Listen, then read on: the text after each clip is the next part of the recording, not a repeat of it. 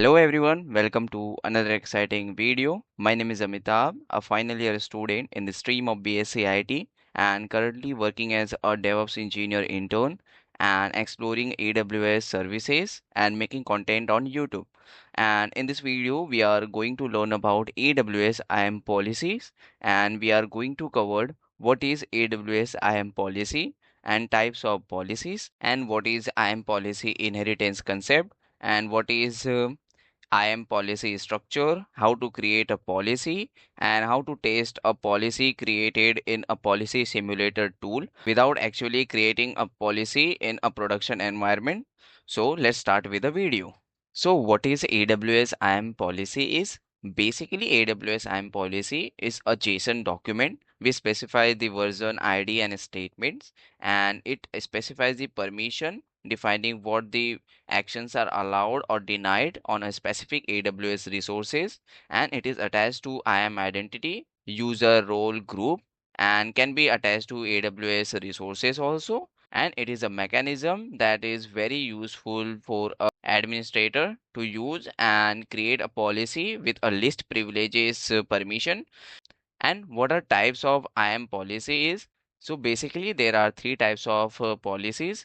First is identity based policy, which contains managed policy and inline policy, and second is a resource based policy, and third is a service control policy. So basically identity based policy is attached to user group and role, and we have in that a managed policy. A managed policy can be a AWS managed or a customer managed.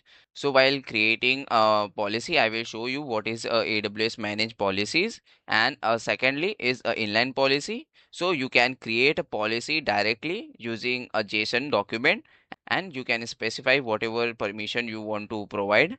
So what is a resource-based policy is? A resource-based policy is directly attached to AWS resources, can be a EC2 S3, defining what actions are allowed to do with a services and what they can do. And lastly is a service control policy, SCP, which is a AWS organization concept, and it is used in AWS organization to provide a permission to members of a AWS organization. And what is IAM policy inheritance? Basically, if you are a part of a developer group and your administrator allows some policies to a developer group, so all the member in a developer group going to receive that policy and going to have that permission. And if I show you with a diagram, then they suppose this is a developer group and you have a user. Okay, so these are multiple developers in a developer group. Okay, so this is a developer group in your IAM. So if currently the developers have a permission called to list IAM user, so they can only list. And in a future, if I add a administrator access to developer, so all the user in a developer group going to receive that administrator access indirectly. So this is the inheritance that if a developer group have attached a permission, then all the user are going to receive that permission. And what is a IAM policy structure? Basically, how to write a AWS IAM policy. What is a pattern, a blueprint, how to write it. So it contains basically three components. First is a version, second is ID, third is a statement. So version is basically a policy language version, which is currently is 2012 and 10 and 17. So this is the version that is using at everywhere in a policy. So this is a common thing. And second is ID, which is optional for identifier for the policy. And third is a statement. Statement is a required array of individual permission statement, and it consists the main thing, which is a statement ID, which is optional. You can mention and you can not also. And what is the effect? Whether you are allowing or denying access to specify action and resources. By default, access is denied. So what is the principle? So required in a resource-based policy, not in identity-based. So it is basically specifies the entity, can be user, service, or another AWS account that is allowed or denied access to the AWS resources.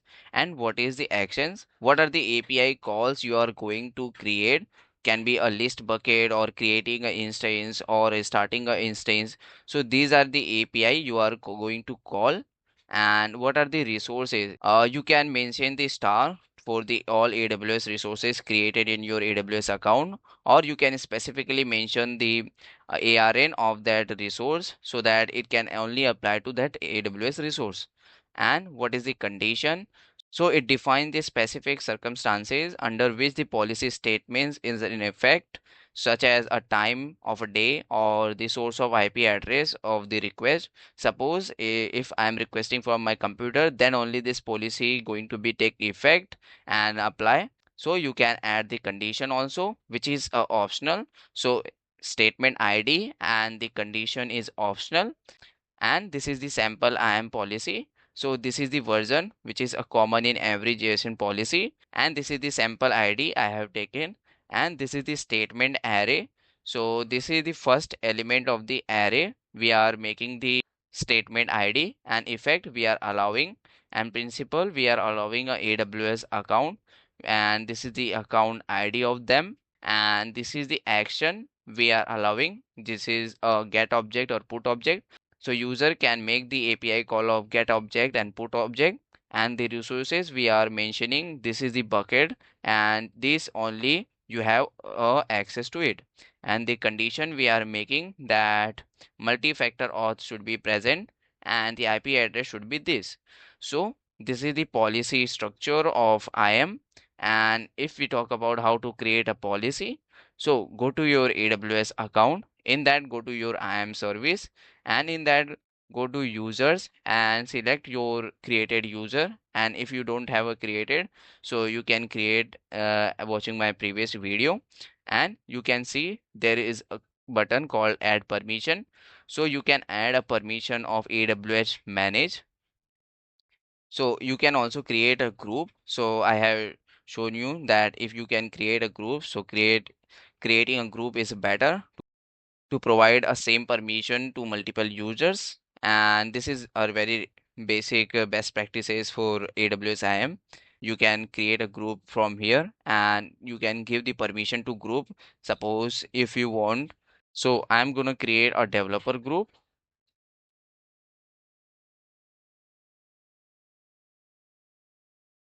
and I'm gonna provide only the IAM read only access. Okay, IAM read. So this access I'm going to provide the developer group. So I have created a group. So I'm going to attach the user with a developer group which have only a permission to list the IAM contain or read. So let's create it, and we are attaching that permission to developer. And this user Amitabh has a permission called I am read only access. So this is the permission which is have come from a developer group.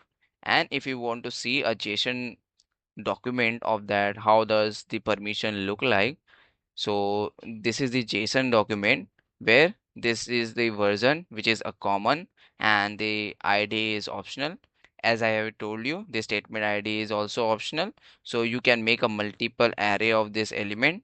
So in that, the effect is allow, and action we are generating credential report, get, and the star whatever. So star means whatever the API call start with a get, and the list also, and simulate custom policy and resource the entire AWS account created resource. So this is a JSON document we have get by AWS IAM managed policy.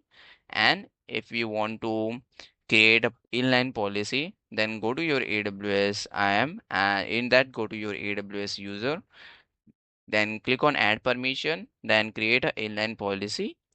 In that you can directly write a JSON. If you want to write a JSON document, you can simply click on JSON. So here you can add the effect and action resources by typing, and you can add multiple array of statement. So this is how you can write it. And if you don't want to write, you can have a option this. So you can simply select.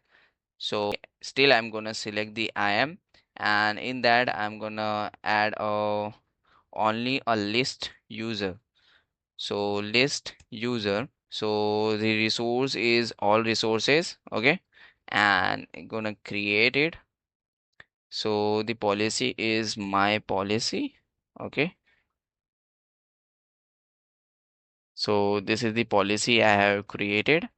So currently we have two permission to Amitabh user, and first one is come from a developer group and second one is created by me, which is the inline policy. So if I show you the policy JSON document, you can see this is the version and the statement has one array of element, which is a statement ID is this effect we are allowing, and the action is only to a list user, and the resource is entire AWS account created resources. So let's test whether the policies are working or not. So go to your dashboard and copy this sign in URL, and after that click on your username and turn on multi-session support. So using this you can add multiple session on, you can log in into multiple AWS accounts. So after that you have to click again on that username and add session. So this will open a login page. So what is my alias? So my alias is Amitabh DevOps and username is Amitabh and password is so this is the admin password and I have entered and log it into my IAM user. So currently I have a part of developer group and a custom policy. So you can see I don't have permission to list application. And if I go to IAM dashboard, so if I go to the users, so I have permission to list users. And if I remove that permission from my root account, so I'm gonna remove that permission. So I'm gonna remove all two permissions. So if I remove it, so I have removed the permission from my IAM user. I refresh this page. So you can see I don't have the access to it. So this is how you can create a policy and attach to AWS IAM user. And we are going to attach that policy again to my user. So you can click on IAM user. So I'm gonna add it to developer and admin both group.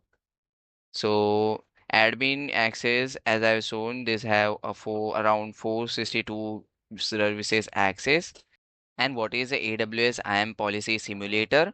Basically, AWS IAM Policy Simulator is a tool that allow you to test your created policy in sandbox environment created by AWS without testing your IAM policy in a production environment in a real AWS account, where you can select IAM user, role or group and simulate a specific AWS action. Suppose you have created a policy for the list user, so you can select that policy and run a simulation where you can select to list the user or a certain action allowed in IAM. So it will show the allowed and denied status, whether the action is allowed or not within that policy. So I will show you the demo of that. So for that, come to this URL. You can type this or I will provide into the description. So it will ask you to log in if you didn't log in into your AWS account. So here you can select a user, group or role. So currently I'm gonna select the user created, which is Amitabh. And you can see the read-only access is coming from the developer group and the administrator access is coming from the admin group. So for now, I'm gonna select only the read-only access to show you how you can perform the simulation. So from here, I'm gonna search the identity and access management. So this is the IAM. So here, so from select action, you can select a list user. So I'm gonna select the list user action. So let me select it and I can run the simulation. So you can see I have a permission to list the user, and at the same place if I select the EC2, okay, so let's close it, and at the same place if I select to EC2 And if I select any action, suppose create a subnet and run the simulation, so you can see the access is denied with IAM read only access. So I have access to read a IAM dashboard only, not to create anything or read anything apart from the IAM. This is a policy simulator, a very useful tool to test your created IAM policy before going into your AWS real production environment. The policy simulator is a very useful tool that helps you to identify which actions are allowed or denied within a created IAM policy which you have written or created by AWS manage. Suppose you want to create some resources and you have created a IAM policy and attached to your IAM user, but in production environment the user cannot create it. So before that you can test a policy in this environment so that in a production the user don't face any issues. That's it for this video. I hope you learned something new. मिलते हैं next video में, तब तक के लिए जय Hind, bye.